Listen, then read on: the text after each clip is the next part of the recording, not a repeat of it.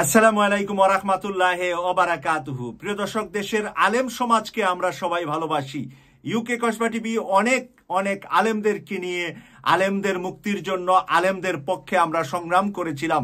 আজকে আমাদের সংগ্রামের একটি বিজয়ের সংবাদ আপনাদেরকে দিতে এসেছি। মুফতি আমির হামজা সহ কওমি অঙ্গনের বড় বড় অনেক আলেমদেরকে যে দীর্ঘদিন যাবৎ আওয়ামী জাহিলিয়াত এবং জাহেল সরকার জেল জুলুমে রেখেছিলেন, তাদেরকে আজকে সর্বোচ্চ আদালত তাদেরকে সম্মানিত করেছে, তাদেরকে বেকসুর খালাস দিয়েছে তাদের সকল মামলা থেকে। আমরা সেই জন্য আল্লাহর শুকরিয়া আদায় করি, বলি আলহামদুলিল্লাহ। কারণ হলো বাংলাদেশের এই আলেম সমাজের হৃদয় সকল মানুষের কাছে। হিন্দু ধর্মের মানুষরাও কিন্তু আলেমদেরকে ভালোবাসেন। আলেমরা হিন্দু বাড়িতে কখনো নির্যাতন করতে যাননি বা হিন্দু মন্দির ভেঙে ফেলার কথা আলেমরা কখনো বলেননি। তাই আলেমদেরকে আওয়ামী জাহিলিয়াত সরকার ভয় পাতেন যে আলেমদের কথা তরুণ সমাজ, তরুণ তরুণীরা আলেমদের কথা শুনে বহু খারাপ পথ থেকে ভালো পথে এগিয়ে আসছে। আমাদের দেশের বহু আলেমদের অবদান আছে তরুণ সমাজকে আদর্শিক নৈতিক শিক্ষা দানের জন্য। তারা যে নসিহাগুলা করেন এবং আলেমদেরকে নিয়ে যতগুলা তাফসিরুল কোরআন মাহফিল হয় সারা বাংলাদেশে, সবগুলার আয়োজক কিন্তু তরুণ সমাজ। আমরা যেই জেলায়, যেই উপজেলায়, যেই গ্রামেই, যেই শিক্ষা প্রতিষ্ঠানের সামনেই তারা আয়োজন করে না কেন, মাঠ পর্যায়ে কাজটা আঞ্জাম দেয় তরুণ সমাজরা।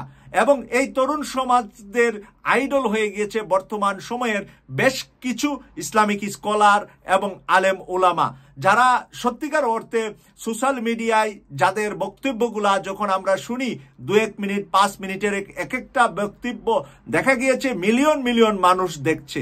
সেই মিলিয়ন মিলিয়ন মানুষকে কিন্তু আমি আপনি বলে কয়ে দেখাচ্ছি না, তারা তাদের হৃদয় থেকে ভালোবেসেই কিন্তু তাদের এই বক্তব্যগুলা শুনছেন বা দেখছেন। তাই আজকে কওমি অঙ্গনের আলেম এবং জামাত ইসলামীর পক্ষের যারা আলেম, সকল আলেমদেরকে একসাথে করে বাংলাদেশের আদালত থেকে তাদেরকে বেকসুর খালাস এবং তাদের নামে যে মিথ্যা মামলা ছিল সেই মিথ্যা মামলাগুলা প্রমাণিত করতে পেরেছে একদল আইনজীবী।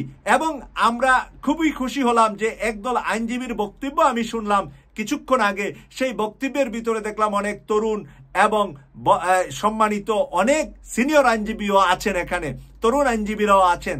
তারা আনন্দিত যে এই মামলাটায় তারা জিততে পেরেছেন। এবং আমরা এটাও জানি যে আলেমদের পক্ষে বহু আইনজীবী বিনা পারিশ্রমিকে নিজে টাকা খরচ করে গাড়ি ভাড়া দিয়ে আদালতে গিয়ে তারা আলেমদের পক্ষে কাজ করেছেন। বাংলাদেশের সকল আলেমদেরকে আদালত পাড়াতে সম্মানিত করে থাকেন আদালত পাড়ার ম্যাক্সিমাম আইনজীবীরা। আর 2-4টা কুলাঙ্গার এর গায়ে তো আগুন লাগবেই, যারাদের গায়ে ভারতের রক্ত আছে। ভারতের রক্ত গায়ে বহন করা আইনজীবীরা কখনো পছন্দ করে না আলেম সমাজ বাইরে থাকুক আর কথা বলুক, আর দেশে একটি ইসলামী মূল্যবোধের বিশ্বাসী তরুণ সমাজ তৈরি হোক। তাই আমাদের আলেমদের এই আজকের বিজয়ের মাধ্যমে আমি এতটুকু আশ্বস্ত হতে পারছি যে ডক্টর মোহাম্মদ ইউনূস স্যারের নেতৃত্বে যে অন্তর্বর্তীকালীন সরকার গঠন হয়েছে, সেই সরকারের ভিতরে যারা আছেন তারাও আলেমদেরকে পছন্দ করেন, সম্মানিত করেছেন।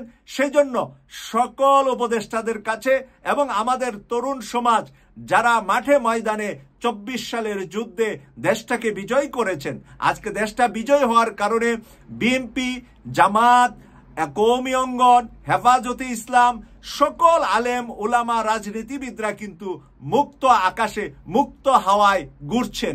যদি এই তরুণ সমাজ রক্ত দিয়ে জীবন দিয়ে যদি বিজয়ী না করতে পারতেন, আজকের এই দিন কত যে করুণ হতো, যে এইটা আমাদেরকে মনে হয় যে একটা ইয়াজিদের কারবালা হয়ে যেত বাংলাদেশ। তাই সেই ইয়াজিদের কারবালা থেকে আমাদেরকে রক্ষা করেছে আমাদের তরুণ এই ছাত্র সমাজ, আমাদের ছোট ছোট ভাইয়েরা, ছোট ছোট বোনেরা, বিশ্ববিদ্যালয়ে, প্রাইভেট বিশ্ববিদ্যালয়ে যারা পড়ে, তারা সবচাইতে কিন্তু এবার বেশি ভূমিকা রেখেছে। তাই তাদের কাছেও কৃতজ্ঞতা প্রকাশ করছি। তাদের কারণে, এই বিজয় আসার কারণে আলেম সমাজ মুক্ত হাওয়ায় মুক্ত বাতাসে ঘুরবে, এই প্রত্যাশা রেখে এই বিশ্লেষণটি এখানেই শেষ করছি। আমি সৈয়দ মাসুক, লন্ডন থেকে। আল্লাহ হাফেজ।